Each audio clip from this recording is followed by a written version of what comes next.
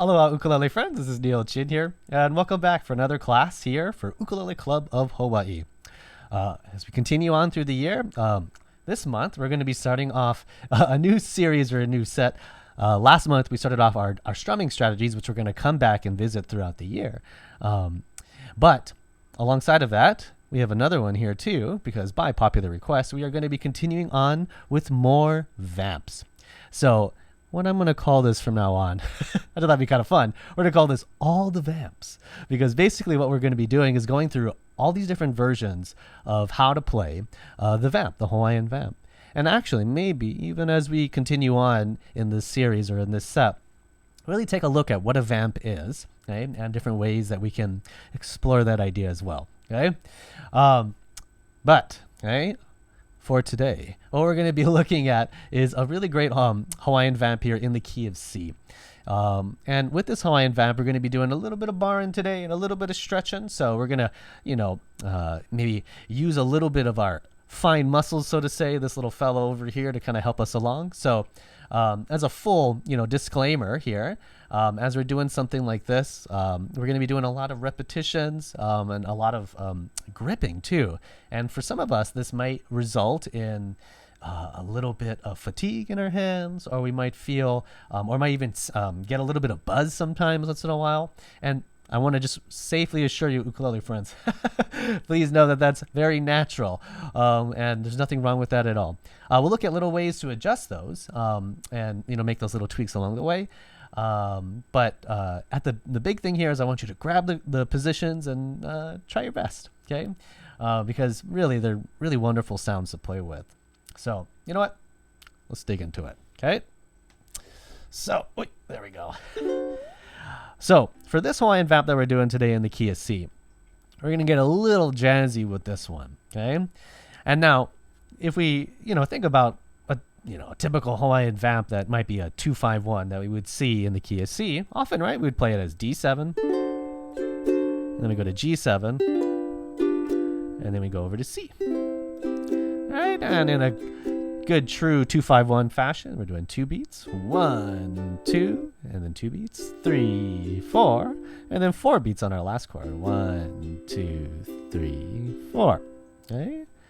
Now, as some of us may know, of course, what we can always do is we can take these same chords and play them in a different part on the fretboard. Okay, and on your ukulele, there's lots of different ways to play every single chord. So I encourage you to look for different ways, because they can, even just by playing them in a different position, can sound really enhancing and really kind of just makes the big, I always say, the sonic picture, the auditory picture that all of us are creating together just gets a little bit wider. Okay.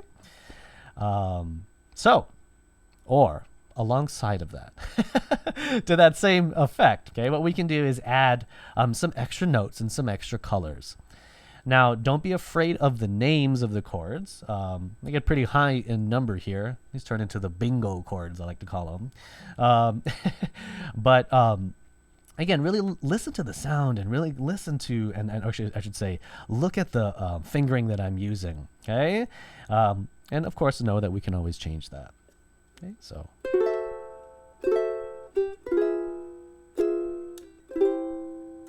Okay, I'm going to do that again. There it goes.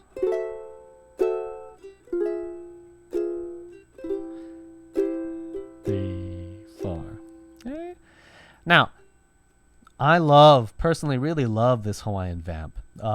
It still uses this idea of D7, G7, and C, and basically takes it up the fretboard. But also, we're going to add in a little bit of extra color to each one of these chords, okay? So, let's take a look together, shall we? And we'll just go position by position. And, again, take breaks if you need to take breaks to relax your hand and rest. Okay? All right. We are the athletes of the fine muscles, so it's very important for us to treat our bodies in that way too. Okay? So give it little breaks in between, of course. Okay? All right. So if we're on D7, we're going to be up here on the 5th fret. What I'm going to go ahead and do is I'm going to take my index finger and I'm going to drop it across the 5th fret and bring down my middle finger on the 6th fret and on the 3rd string. For those of us who maybe play down here a B7 chord, It's the same type of fingering, okay, but up here on the 5th fret. If I'm reading it out, I would say 5, 4, 5, 6, 5, 5, okay? Like this, okay? Now, what we're going to do to really enhance this fella is we're going to play a D7, or I should say or D7-9 is one way to think about it, or as we often will call it, a D9 chord. And all it is that if you can grab this D7, all we're going to do is we're going to add one extra finger. For me, I like to use my ring finger here to grab the 7th fret and on the A string. So after you feel comfortable grabbing this bar, see if you can't bring that extra finger down. Okay. I mean, depending on your ukulele and your hands and your body, of course, you know, again, do what is comfortable for you. You know, if you want to use your pinky for squeezing it in like this or whatnot.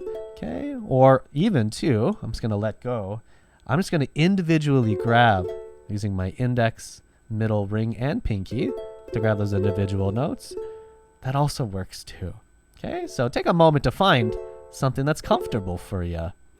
Okay. And of course, you can always change. That's how you continue to grow, friends. Okay. Now, for our G7 chord, okay, instead of playing just a regular G7 like this, check this out. This is a really jazzy sounding name chord, right? We're going to play a G7 flat 9 with 13 on the top. Okay. Or G7 flat 9, 13. Okay. Which, whew. Once again, it's a big old chord, right? You know, take a breath in between those. I'm saying that. The beautiful thing with this is there's a lot, all those extra numbers, right, are not there just to complicate the sound, okay? But they really add a lot of extra color. You know, I really love looking at sunsets myself. Growing up on Maui, upcountry Maui. Always try to watch the sunset if you can. It's gorgeous up there. And you just notice all these different colors of orange and pink and of course the blue of the sky, and all of them kind of blending together. You have all these beautiful hues to play with. And that's how I like to think about these colors that we're playing with here. You know, adding on a 9, it had just a little bit of extra color for our previous. And for our new chord, check it out. G7, flat 9, 13. All we're going to do, okay, let's go back to our position that we're doing here. I'm barring the 5th fret and having my finger down here on the 6th, so a regular D7. It's great, friends, because if we just take this and move it back a half a step, okay, so now I'm on the 4th fret with my index finger, and it should read 4, 5, 4, 4. Take a moment to find yourself there, okay, so we're just taking that spot back, okay. This within itself could work, quite frankly. That's a lesson for another day, okay, but here's the fun here. What we're going to do is we're going to add down, I'm going to recommend your pinky, okay, down again to the 7th fret, actually, where it was previously, or we were playing that note previously in the other chord. And listen to that sound. What a nice sound. Okay, so if I'm reading the frets here, I have 4, 5, 4, and then have that one all the way tucked here up on 7. And I think this is probably going to be the biggest stretch in our set here. Okay, so again, take a moment. I can even feel it right there too, but holding it. Take a moment to relax your hand. Drop it to the side of your body. Get a couple little squeezes like this to relax it. Okay, and you come back. Okay, we bar. I'm on the 4th fret again, and we bring a finger down. Okay. Now, ukulele friends. Okay, if you need to pause the video and take a moment to practice those two positions, by all means. In fact, maybe before you do that, check this out, okay? Take a listen. I'm going to play the first one. And then the second one. Ooh, isn't this such a nice sound? We have that lovely high E note here ringing out and sustaining on both of these chords. Okay? So now before I cut you loose to do some practice, or before you pause the video to practice, okay? This is my recommendation here. If you're barring and playing like this, okay? Let's say our D9 chord, the first chord's like this, okay? What I would do for the next position is, again, think about how we did it earlier, by first moving back the whole entire position and then bringing back now our pinky instead of our ring finger. So even, you can take a moment. This is a good one to practice. Yeah, good one to do, Not that I necessarily condone practicing in front of the TV, but while you're having a little commercial break or you have a couple five minutes here or there, to pick up your ukulele anytime during the day, you just give a couple of these. You rock back and forth. Whew. Right? You're going to probably start to think about, be very aware of all the muscles in your hands, and you might start to feel a little bit of fatigue. And again, just give it a couple little stretches and relax. Okay? You'd be surprised when you come back to this tomorrow how much easier it'll be. Okay? All right, so keep going. All right. Okay, so go ahead and pause the video and take a try at that, going back and forth. All right? All right. Now, to finish up the vamp now, to continue, snap. Now, to continue the vamp and to finish, we're going to use C over just in, I think of it as the second position, which is like making a B flat chord over on the 3rd fret. Okay, and here I'm holding 3. Oh, my goodness, excuse me. I'm holding 5, 4, 3, 3. Like this. Okay. So, again, all together, coming from the top. Here's the first one. We'll go nice and slow. We shift, bring our pinky down, do that nice, beautiful ring, and then we take our time to switch over to C. Right, there is a little pivot in our wrist. Okay, your fresh reminder to keep in mind this axis of your body and to use, so to say, the leverage of your whole entire arm and shoulder to help you with these types of movements. Excuse me. Yeah. See, as you can see in my body here, as I do this, you can see my shoulders actually coming up. I think it's because of the soprano too. I'm trying to grab a good position and keeping my wrist straight.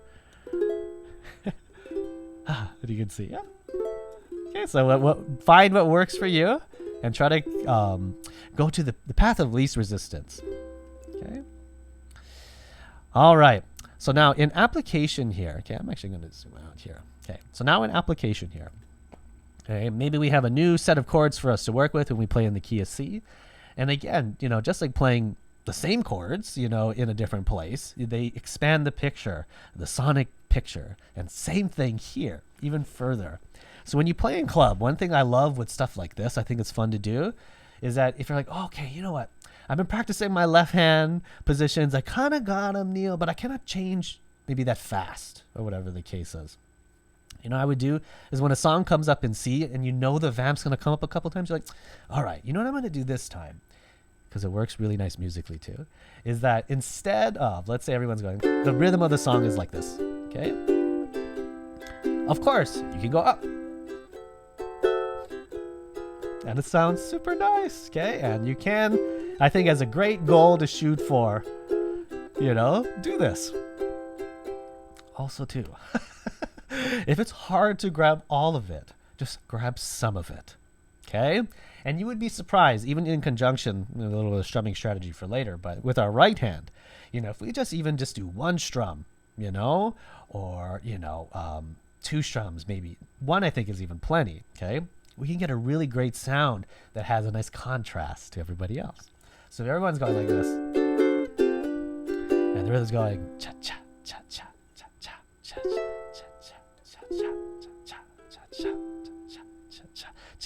Just go 1, let it ring. Oh, you're like, oh, you know what, Neal? I don't want to do the second chord. You just grab the last one. Oh, that one's, we're still working on it or something, right? Grab what you can, right?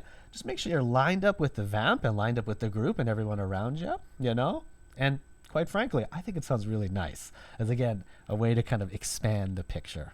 Okay? Alrighty. Woo! Thanks for hanging in there with us, guys, as we took a look today on our first, we've looked at a lot of vamps before, but officially, you might say, the beginning of our series here called All the Vamps, as we look at different ways to explore the Hawaiian Vamp and talk about really what a vamp is at large. Okay, so I hope you enjoy these ones with our lovely, and sound pretty sophisticated saying, right? D9, was it G7 flat 9 13, and then C, good old reliable. Lovely sound for you to play with. All right, ukulele friends, hope you enjoyed it, and we'll see you next time. Aloha.